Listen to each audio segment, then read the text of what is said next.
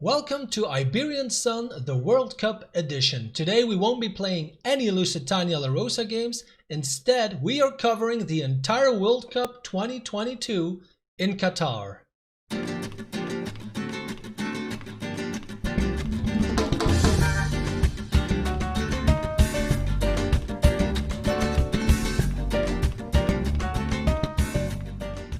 Hey guys, my name is Jochen and welcome to part 28 of Iberian Sun, a football manager adventure played on Google Stadia. If you like the series so far, hit that like button for me and subscribe to my channel for more football manager videos. As I mentioned in the intro, we won't be playing any Lourosa games today. Instead, we will be covering the entire World Cup. We will start by having a look at the different groups that have been drawn, and then we'll just move along as the competition progresses. First of all, we only have one player in the whole World Cup. He plays in the Norway squad and his name is of course Patrick Berg. He is a starter apparently, so that is good. Maybe some other players you could have expected were Gilmore, but Scotland is not here. Pellegrini, Italy is here, but he's not selected, which I get. I mean, he's still young and there are some pretty decent Italian strikers in the game. And maybe also Petkov. But Bulgaria also, like Scotland, didn't qualify. Now let's have a look at the groups that have been drawn and just maybe a first glance at who will probably proceed and who won't. Group A, Cameroon, Qatar, Ukraine and Uruguay. I would say Uruguay for sure and then maybe Ukraine or Cameroon. I'm not sure how good they are at this stage in the game. Group B, Argentina, Egypt, Mexico and Norway. I know that Norway of course has Haaland by now, who is unstoppable. But is that enough to get qualified immediately? I don't know. I would probably say Argentina and Mexico. My guess. Then Group C, Brazil, no-brainer. They will go through and I think Denmark or Wales. I'm not sure how good they are at this point in the game. I'm gonna go with Denmark here. Then Group D, Australia, Belgium, Colombia and Senegal. I would say without any doubt Belgium, of course, and then probably Colombia, maybe Australia. I'm not sure. I'm gonna go with Belgium and Colombia for Group D. Group E is I think one of the no-brainers along with Group F. Costa Rica, France, Portugal and South Korea.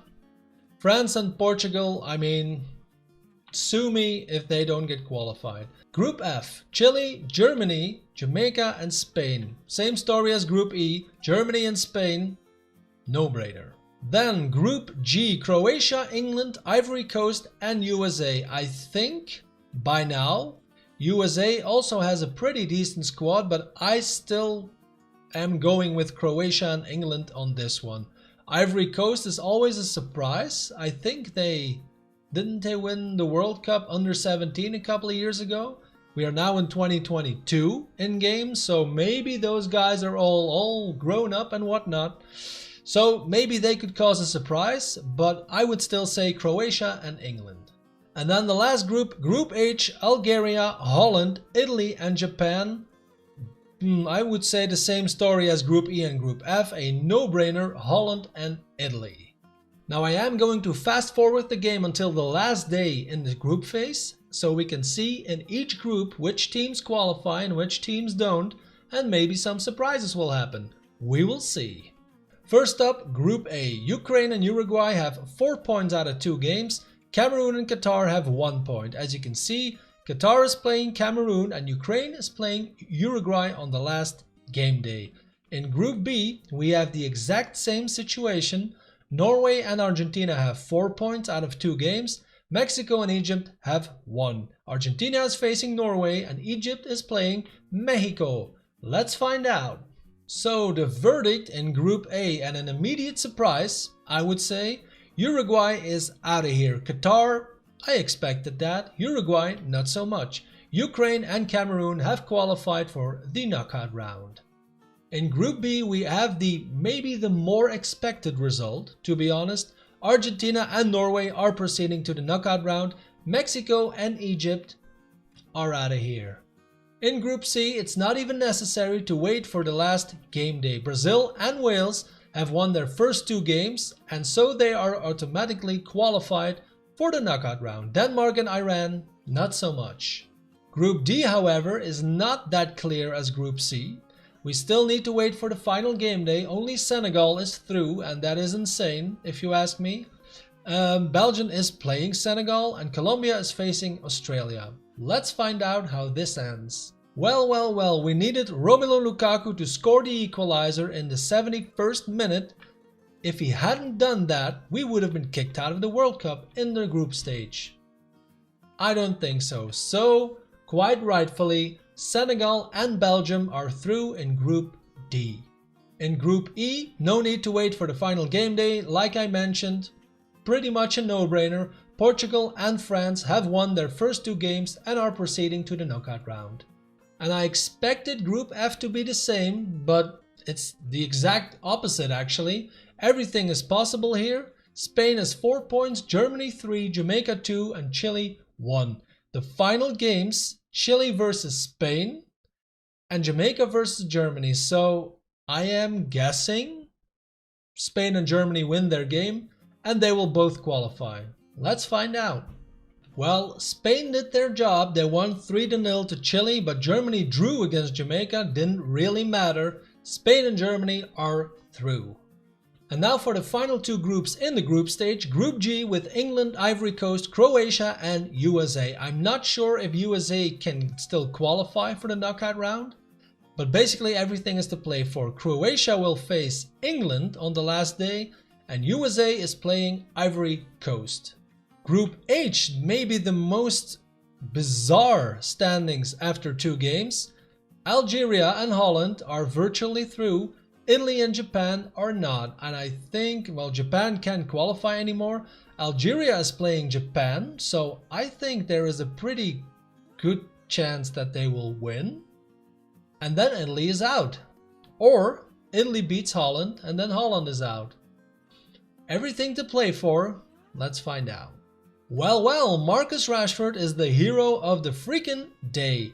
2-1 and England proceeds to the knockout round. Croatia is going home, as is USA, because they have been hammered by Ivory Coast. So I think this is maybe the biggest surprise so far, for me at least, that Croatia has been kicked out. But the single biggest surprise of today is right here in Group H. Algeria, 7 points, tops the group. Italy is also through. Holland and Japan are going home, and that is because Italy have beaten Holland 2-0 and Algeria, as expected, have beaten Japan 3-1. And these are the games of the second round in the World Cup. I think we have a few crackers on our hands. Holy smoke balls. Brazil versus Belgium. I mean, I don't know if you do, but I certainly remember the last time that this game happened. If you don't, please look it up. World Cup 2018. Thank me later. Germany, Portugal, also a big game. France, Spain, Italy, England. I'm excited for these results. The first results have come in and Ukraine is on fire. They have hammered Norway 3-0, so the only Lourosa player in the World Cup is going home. Cameroon have lost in extra time though to Argentina. Correa, Palacios and Martinez scored the goals. Good stuff. And then a sad moment in this save. Not because Wales got kicked out, I couldn't care less. But Brazil have beaten Belgium 2-1. Although De Bruyne scored in the 59th minute. Gabriel freaking Jesus in the 65th minute made the 2-1. And if we look at the match stats, it's pretty deserved. Not that much I can say really. And then 2 other crackers in the second round. France have lost to Spain 3-4. And wow, a lot of goals have been made in this World Cup. Germany is also going home because Portugal have beaten them 3-1. And then the final games in the second round. Algeria have lost in extra time to Ivory Coast. 2 goals by Jeremy Boga, awesome left winger by the way. And Italy, wow, once again a lot of goals have been scored. 4-3 Italy sends home England, so both Belgium and England are going home. That brings us to the quarterfinals, and damn, I would say 2 major fixtures and 2 not so much. Ukraine versus Senegal, Argentina versus Brazil, bam, Portugal versus Ivory Coast, and Spain versus Italy. I'm curious. Okay, ready? Because things are starting to get frisky. Bam. First 2 quarterfinals. Argentina have beaten Brazil 1-0, penalty goal, Paulo Dybala. Senegal have beaten Ukraine, didn't expect that one to be honest, 2-1, and they are through to the semi-final in the World Cup. Damn. The other 2 quarterfinals, Spain have lost to Italy with penalties, that sucks, and Portugal have beaten Ivory Coast 2-1. So the semi-finals are Senegal versus Italy. I would say Italy, but I mean Senegal has made it this far, right? So who knows? The other quarterfinal, Argentina versus Portugal. I mean, since we are managing in Portugal, I should probably support Portugal.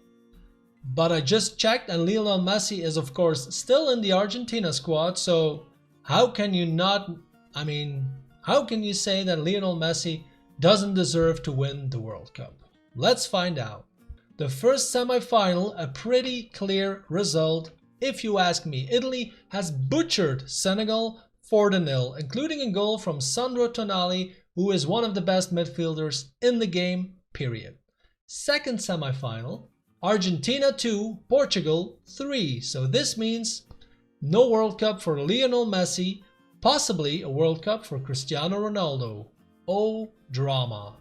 And this also means that we will be witnessing the final in the World Cup, Italy versus Portugal. Let's go. FYI, by now, Argentina have won the bronze medal. They have beaten Senegal 2-1. So good on you, Lionel Messi. Enough about that, let's dive into the game, the final, Italy versus Portugal. And I mean, just look at the teams. One thing strikes me though. Cristiano Ronaldo is on the bench. Of course he is by now 37, but still, I mean, look at these stats. Insane. He has 202 caps, by the way, at this point, and 117 goals. Out of this world, out of this league, let's kick off. First highlight of the game, a throw-in for Portugal. Ricardo, I think, crosses the ball and João Felix heads it over the goal. First highlight for Italy, Florenzi to Tonali. Loses the ball. That's no bueno, Sandro. I mean, he is really an awesome midfielder. Check my The Monday Blues series where I buy him with Chelsea. Just saying, he's awesome. Diogo now. Diogo Jota steals the ball. Mancini with a good tackle, but falls again to Jota. Vinagre, I think that's how you pronounce it. Florentino. Vinagre once again. Long highlight. Florentino, who's also an awesome player. Vinagre cuts inside and puts it to Rafa. Back to Vinagre, and can he score? Oh, good save though. Good save by who probably is Donnarumma. I have no idea who is in goal, but I think it's Donnarumma. Corner kick now with Rafa. Outswinging corner and gets headed away, falls to Bernardo Silva probably. Back to Rafa. Skips past his man. Ooh, little ping pong, but it ends up in the stands. New highlight now for Portugal. Vinagre with the throw into Florentino. Rafa, wow, from range, but it zoofs past the far post. So we have reached halftime, and match stats wise, Portugal is the better team by a little margin, I would say, but not that much has happened. Second half, please. And how awesome would it be if Cristiano Ronaldo came on the pitch and scored the deciding goal? I mean, come on. Yay for drama, right? Florentina now to Ricardo. Bernardo Silva. That's a good ball to João Felix. Romario Barro. Bernardo Silva once again. Ooh, skips past his man. Can he do something? Crosses it and... Oh, I thought they won a penalty. It was a free kick. We are 60 minutes into the game and basically everything is to play for, and Cristiano has come on the pitch. He is in the left striker position and free kick for Italy now. Barella. Oh, sweet lord, how awesome would that be in real life to score from a free kick in the World Cup final. Once again a free kick, but not a direct one. Also Barella though. There he goes. Ooh, Ruben Neves steals the ball. Diogo Jota and Cristiano is getting into position. I can feel it. He's open. Ooh. Should have done better though. Diogo Jota, you should have done better. The game is almost over. We are almost at 90 minutes and maybe one last highlight in regular time. Romagnoli loses the ball. Oh, sweet lord. Romario Barro. There he goes. Give it to Cristiano.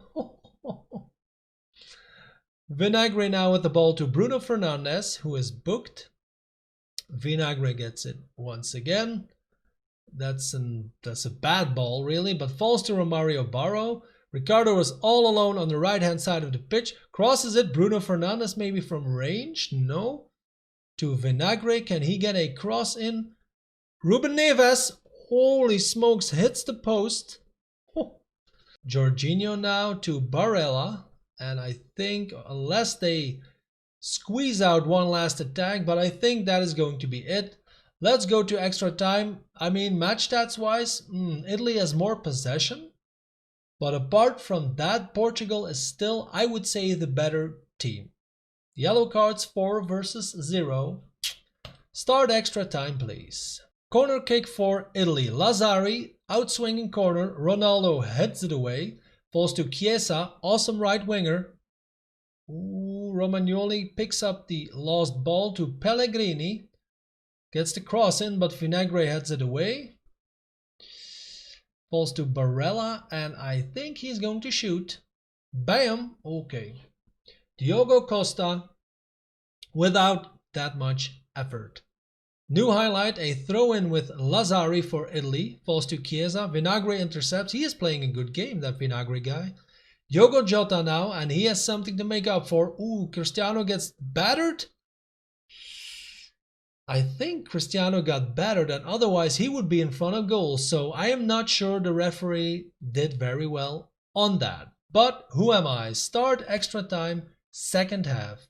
New highlight for Italy, and Jorginho almost loses the ball to Ruben Neves. Gets it to Zaniolo. Jorginho once again, and I have a feeling that Italy is going to score, to be honest. Barella gets all the freedom in the world and a very, very weak shot. Luckily. So Diogo Costa, without any effort, collects the ball and kicks it away. Falls to Guedes. Bruno Fernandes now. Romario Barro to Diogo Jota. Ruben Neves once again. He is also a very good shooter from range.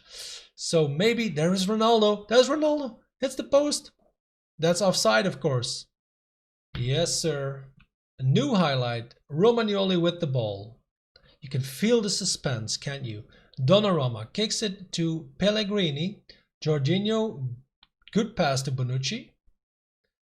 The back heel to Jorginho, to Zaniolo. Barella is also getting involved in almost every attack that Italy has. There he is again.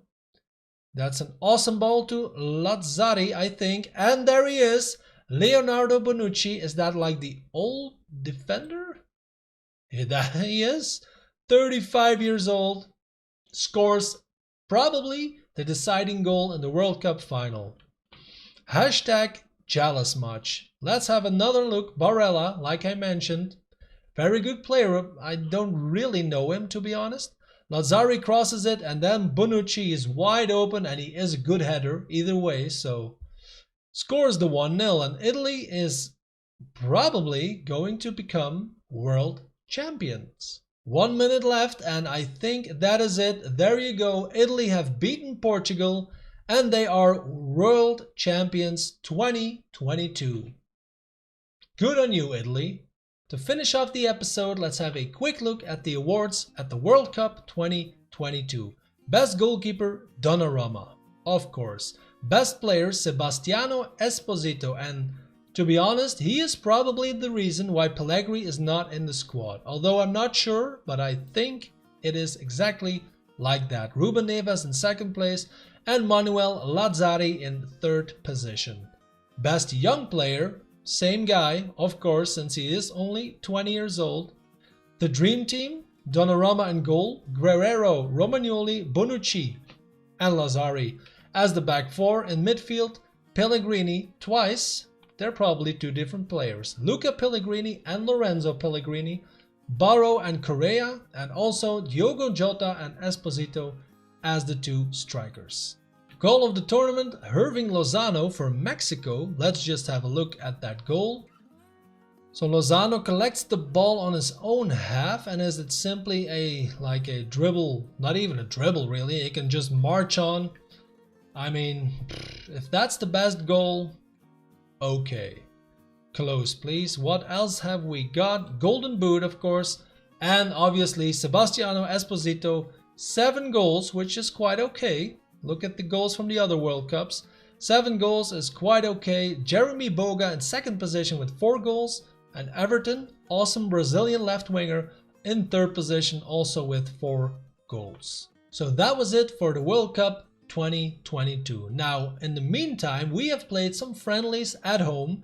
We have lost to Real Madrid, only 1-0, I would say.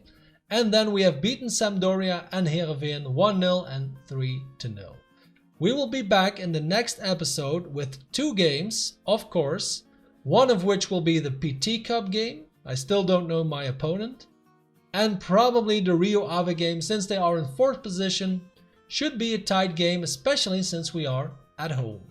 So guys, that was it for this somewhat different episode of Iberian Sun. If you've enjoyed it though, leave me a big thumbs up and subscribe to my channel for more Football Manager content. Connect with me down in the comments or use the social media links I put in the description.